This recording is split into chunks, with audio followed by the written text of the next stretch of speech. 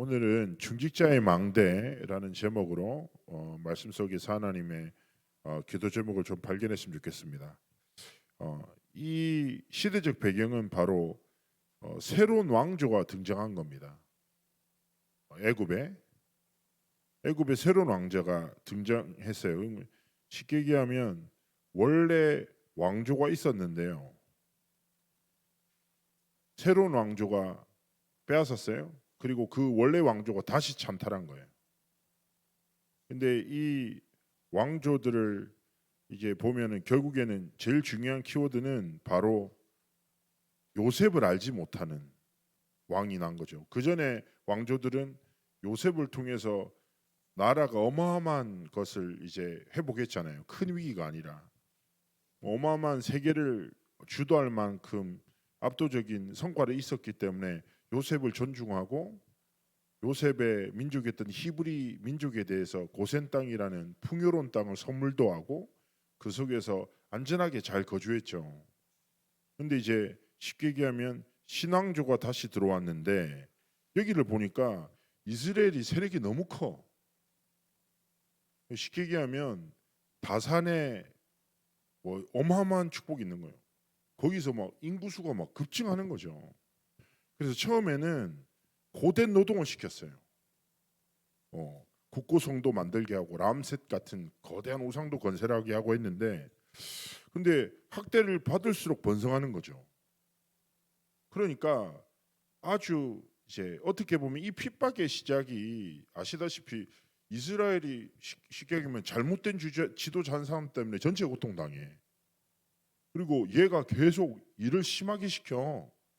그러다가 극단적인 상황까지 있는 거야. 아, 인구를 줄여야 되겠어. 그 방법으로 히브리 남자 아기들이 태어나면 죽이기로 결단한 거예요. 말도 안 되는 정책이죠. 근데 잘 보시면 이런 핍박과 어려움 자체가 무엇입니까? 출애굽이라는 하나님의 절대 언약의 성취의 시작점이에요. 그래서 우리가 육신적인 눈으로 볼 때는 왜 이런 일이 있지? 그러나 전체적으로 볼 때는 하나님의 응답이 시작되는 너무 중요한 시간표거든요. 근데 우리가 예를 들어서 바로 맨날 원망하고 저런 지도자 때문에 이 모양 이 꼴이야 하고 막 분노에 사로잡히고, 예?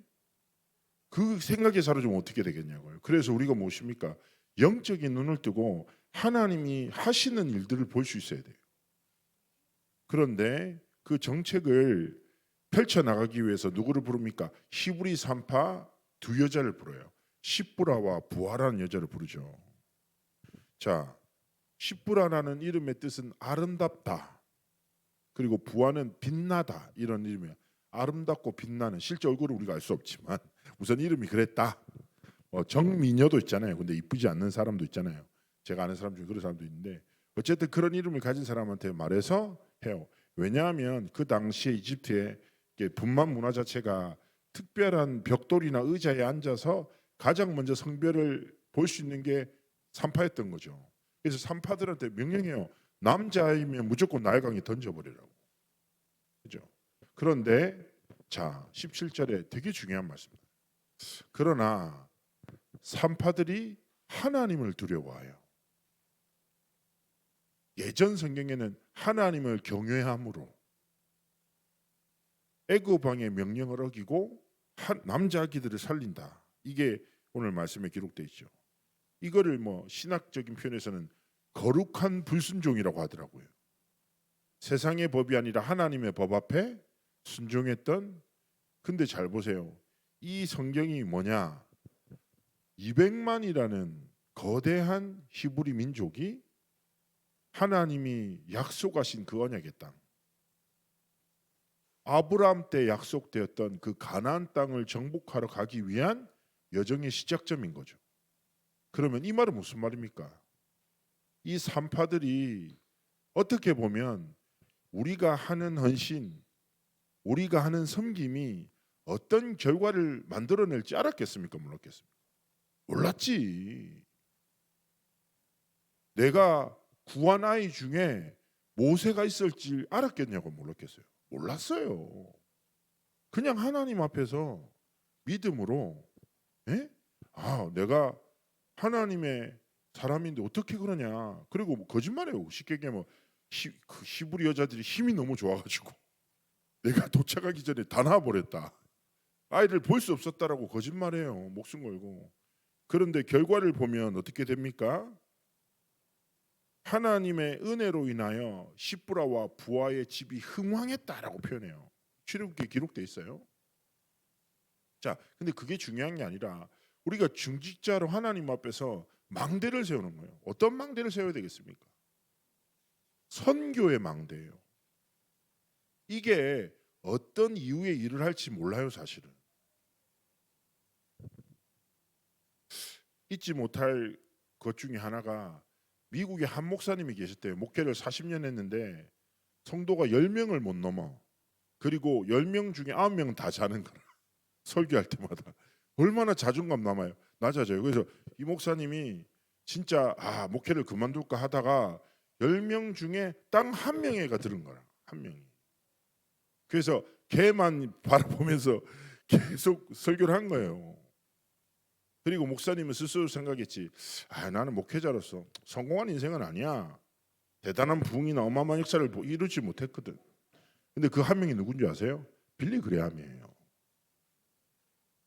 전 세계 수백만 명한테 생명운동했던 영적 지도자. 그 목사님은 알았겠어요? 몰랐겠어요? 몰라요. 그저 하나님이 맡기신 한 사람에게 복음의 망대를 심은 거라. 그죠?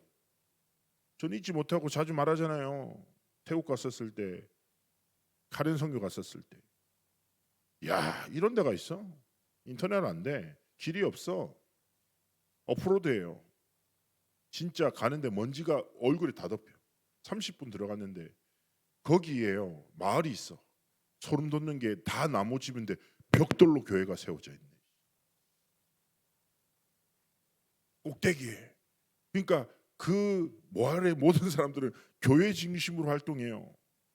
마을에 뭐요? 족장 같은 사람이라나 하여튼 그 마을의 대표가 목사라, 여자라. 1년 신학을 공부했어.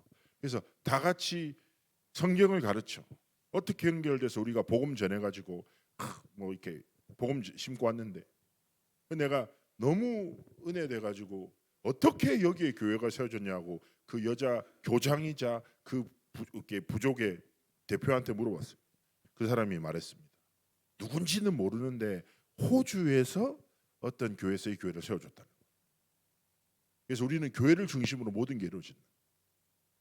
자, 어떤 호주에 있던 중직자가 저 어딘지 모르는 카렌에 거기 교회를 세운다고 해서 큰 돈은 아니었겠죠. 근데 결단하고 헌신했잖아요. 그 헌신이 뭐예요? 우상에 가득해서 무너질 수밖에 없는 한 땅에 70년, 80년 동안 복음 운동이 지속될 수 있는 열매를 딱 심는. 그게 뭐예요? 그게 망대라는 거예요. 그래서 저는요, 하나님 앞에서 하나님 행하실 일들을 하지 못합니다, 우리는. 그러나 믿음으로 우리는 씨를 뿌리는 거예요. 선교의 씨를 뿌리는 거예요. 때와 기한은 아버지께 있으니 너희가 할 바 아니야. 우리는 영접을 목적으로 하는 게 아니라 내 주변에 있는 사람들에게 전도의 씨앗을 뿌리는 거예요. 그리고 우리 렘넌트들 잘 알아듣나 못 알아듣나. 어제 그 오디션이 있었어요. 그래서 이제 렘넌트들이 많이 왔어. 그래서 저희 팀에 있던 이제 애가 하나 와가지고 막 애기를 딱 보면서 목사님 눈빛 보세요. 너무 총명해 보이지 않아요? 제가 웃으면서 얘기했죠. 대부분의 부모는 한 2년 동안 우리 아이가 천재인가 아닌가 계속 질문하게 된다. 근데 지나갈수록 천재가 아님이 증명된다. 얘는 나를 닮았구나. 근데 제가 이렇게 얘기했어요. 마지막에는 야, 근데 거기에 속으면 안 된다. 하나님의 무한한 가능성이 이 안에 속에 있어. 그래서 믿음으로 렘넌트의 복음의 씨를 계속 뿌려라. 믿음으로 축복하고. 무슨 말씀인지 아시겠죠? 하나님 앞에서 하나님이 어떤 놀라운 일을 행하실지 몰라요. 우리는 그저 하나님 사랑하고 하나님 주신 복음 붙잡고 우리의 삶에 선교의 망대를 세우는 씨앗을, 전도의 망대를 세우는 씨앗을, 렘넌트의 망대를 세우는 씨앗을 믿음으로 뿌리며 헌신하고 하나님의 시간표다 헌금하고 하나님 앞에 섬기면서 하나님의 나라를 향하여 함께 도전해 나가는 겁니다. 그것을 통해서 뭐요? 하나님의 일을 이루시죠. 그렇다면 이번 한 주간 삶 속에서 기억하셔야 돼요. 나는 어떤 씨앗을 뿌릴 것인가? 내 삶에 하나님 앞에서 기도하면서 날마다 나의 세 가지 뜰, 전도, 선교와 렘넌트 운동을 향한 기도 속에서 하나님이 주신 중요한 축복을 누리는 승리의 날과 한 주간의 삶이 되시기를 주의 이름으로 축복합니다. 우리 기도로 예배 준비하시겠습니다.